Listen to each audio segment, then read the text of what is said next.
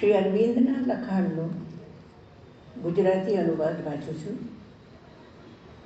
વાચનનું શીર્ષક છે યોગમાં માનવ સંબંધો. શ્રી અરવિંદ લખે છે, તમે આ યોગનો સિદ્ધાંત સમજ્યા હો એમ લાગતું નથી. પ્રાચીન યોગની માગણી હતી ખુદ દુન્યવી જીવનને જ છોડી દેવા સુધીનો વિસ્તરતો સંપૂર્ણ સંન્યાસ. તેને બદલે આ યોગનું લક્ષ્ય છે એક નવું અને રૂપાંતરિત જીવન. પરંતુ તે એટલી જ ચુસ્તતાથી મન, પ્રાણ અને શરીરમાંથી ઈચ્છા અને આસક્તિને સંપૂર્ણપણે ફેંકી દેવાનો આગ્રહ તો રાખે જ છે. આ યોગનું ધ્યેય છે જીવનનો પાયો બદલીને આત્માના સત્યમાં નાખવો. અને તે હેતુ માટે આપણે જે છીએ અને જે કરીએ છીએ તે બધાના મૂળિયા મન, પ્રાણ અને શરીરમાંથી ખસેડીને મનની ઉપરની વધુ મહાન ચેતનામાં નાખવા. એનો અર્થ એ થયો કે નવા જીવનમાં બધા જોડાણો ગાઢ આધ્યાત્મિક સંબંધ તથા એક એવા સત્ય પર થવા જોઈએ કે જે આપણી અત્યારની ચેતનાને આધાર આપી રહેલા કોઈ પણ સત્ય કરતાં સાવ જુદું જ હોય. ઉર્ધ્વતર એટલે કે આધ્યાત્મિક સાદ આવે ત્યારે જેમને સ્વાભાવિક સ્નેહ સંબંધો કહેવામાં આવે છે તેમને છોડી દેવાની વ્યક્તિએ તૈયારી રાખવી જોઈએ. જો તેમને સહેજ પણ રાખવામાં આવે તો પણ માત્ર એવા પરિવર્તન સાથે કે જે તેમને બિલકુલ જ રૂપાંતરિત કરી દે. પરંતુ તેમને ત્યજી દેવા કે ચાલુ રાખવા કે પરિવર્તિત કરી દેવા એ વ્યક્તિગત ઈચ્છાઓ દ્વારા નહીં, પરંતુ ઉપર રહેલા સત્ય દ્વારા નક્કી થવું જોઈએ. બધું જ યોગના સર્વોપરી સ્વામીને સોંપી દેવું જોઈએ. આ યોગનો આદર્શ એ છે કે બધું જ ભગવાનમાં અને ભગવાનની આસપાસ કેન્દ્રિત થયેલું હોવું જોઈએ. અને સાધકોનું જીવન પણ એ મજબૂત પાયા ઉપર મંડાયેલું હોવું જોઈએ. તેમના વ્યક્તિગત સંબંધોમાં પણ ભગવાન કેન્દ્રમાં રહેલા હોવા જોઈએ. વળી બધા સંબંધોનો પાયો પ્રાણિક ન રહેતા આધ્યાત્મિક બની જવો જોઈએ.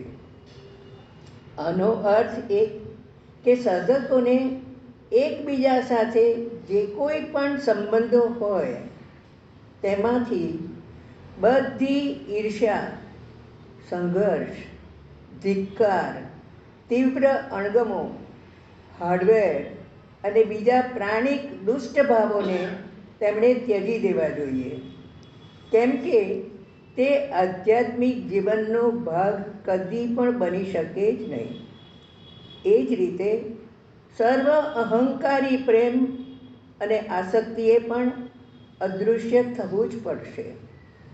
એવો પ્રેમ કે જે માત્ર અહમ માટે જ પ્રેમ કરે છે અને જેવો અહમ ગવાય અથવા તો સંતોષાય નહીં કે તરત જ પ્રેમ મટી જાય છે અને દીર્ઘ દ્વેષ અને ધિક્કાર શુદ્ધામાં પરિણમે છે. પ્રેમની પાછળ એક સાચી જીવન અને ટકી રહેનારી એકતા હોવી જોઈએ. અલબત્ત આપણે અહીં તો એટલું સ્વીકારી જ લઈએ છીએ કે કામ વાસના વિષયક અશુદ્ધિ જેવી વસ્તુઓ પણ અદૃશ્ય થવી જ જોઈએ. એવું નથી કે વ્યક્તિ સાધકોના વર્તુળની બહારના લોકો સાથે સંબંધ ન રાખી શકે, પરંતુ જો અંતરમાં આધ્યાત્મિક જીવનનો વિકાસ થાય તો તે ત્યાં પણ અનિવાર્યપણે સંબંધ ઉપર અસર પાડે જ છે અને સાધકને પક્ષે તેને આધ્યાત્મિક બનાવે છે.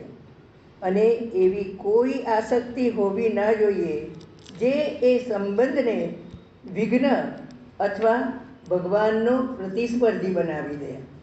કુટુંબ વગેરે તરફની આસક્તિ ઘણીવાર એવી હોય છે, અને જો એમ હોય તો આધ્યાત્મિક વિકાસ થતાં સાધકમાંથી તે ખરી પડે છે. આ એક એવી તાકીદની જરૂરિયાત છે કે જે મને લાગે છે કે વધુ પડતી ગણાવી જોઈએ નહીં. જોકે આ બધું ધીમે ધીમે થઈ શકે. વર્તમાન સંબંધો કાપી નાખવા એ કેટલાકને માટે જરૂરી હોય છે, બધાને માટે નહીં. જો કે સંબંધોનું રૂપાંતર તે ગમે તેટલું ક્રમિક હોય તો પણ તે અનિવાર્ય છે. જ્યાં સંબંધ વિચ્છેદ કરવો યોગ્ય હોય ત્યાં વિચ્છેદ કરવો જ રહ્યો. તમારા પ્રાણે બીજાઓ સાથેના સંબંધોમાંથી જે સંતોષની અપેક્ષા રાખી હતી તે તેને મળતો નથી. તે તમારા સ્વભાવને અથવા તમારી કમનસીબીને કારણે નહીં. આ સંબંધો કદાપી સંપૂર્ણ અથવા કાયમી સંતોષ આપી શકે જ નહીં. જો તે આપી શકતા હોત તો મનુષ્ય ક્યારેય પણ ભગવાનની ખોજ કરે એ માટેનું કારણ જ રહેત નહીં.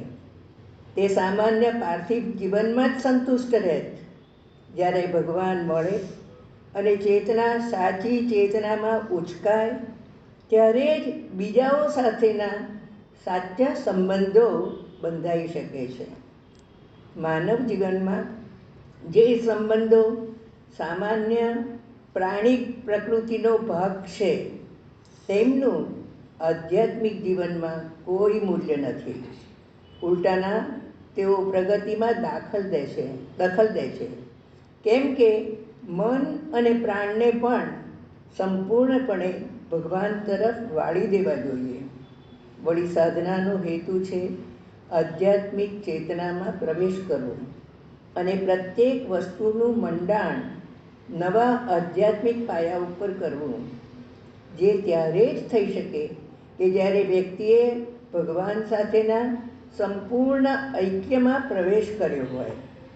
ત્યાં સુધી તો વ્યક્તિએ બધા માટે એક શબીત શુભેચ્છા રાખવી જોઈએ, પરંતુ પ્રાણિક પ્રકારના સંબંધો કદી પણ સહાય કરતા નથી. તેઓ ચેતનાને નીચે પ્રાણિક આધાર પર જ રાખે છે અને ઉર્ધ્વતર ભૂમિકાએ ચડતા અટકાવે છે. જ્યારે કોઈ આધ્યાત્મિક જીવનમાં પ્રવેશ કરે ત્યારે સામાન્ય પ્રકૃતિમાં રહેતા કૌટુંબિક બંધનો ખરી પડે છે. વ્યક્તિ જૂની વસ્તુઓ તરફ ઉદાસીન થઈ જાય છે. આ ઉદાસીનતા છુટકારો બની રહે છે. તેમાં સહેજ પણ કઠોરતા ન હોવી જોઈએ. જૂના શારીરિક સંબંધોમાં બંધાયેલો રહેવું એનો અર્થ સામાન્ય પ્રકૃતિમાં બંધાયેલા રહેવું અને તેનાથી આધ્યાત્મિક વિકાસ રૂંધાવાનો. અસ્તુ.